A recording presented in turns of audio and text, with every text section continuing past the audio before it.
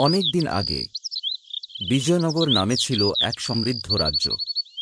কিন্তু সেই রাজ্যের রাজা ছিলেন ভীষণ অহংকারী। তিনি ভাবতেন, আমার চেয়ে জ্ঞানী আর শক্তিশালী কেউ নেই।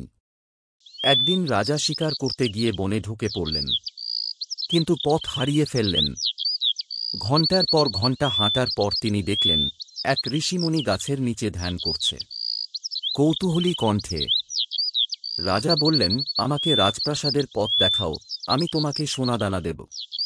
শান্ত, গভীর কণ্ঠে ঋষিমুনি হেসে বললেন, মহারাজ, পথ দেখাতে সোনা লাগে না, লাগে মন আর সদিচ্ছা। ঋষিমুনি রাজাকে নিরাপদে প্রাসাদের পথে পাঠালেন। রাজা অবাক হয়ে জিজ্ঞেস করলেন, তুমি এত জ্ঞানী, তবুও প্রাসাদে থাকতে চাও না কেন? শান্ত কণ্ঠ বলে ঋষিমুনি বললেন, সত্যিকারের সুখ সোনা বা ক্ষমতায় নয়, মানুষের উপকারে। তারপর থেকে রাজা বদলে গেলেন। অহংকারের বদলে এল নম্রতা, লোভের বদলে এল দানশীলতা। রাজ্য সমৃদ্ধ হল, প্রজারা সুখে থাকল। অনুপ্রেরণামূলক কণ্ঠ। রাজা স্বীকার করলেন, যদি সেই দিন ঋষিমুনির সঙ্গে দেখা না হতো, আমি আজও নিজের অহংকারে অন্ধ থাকতাম।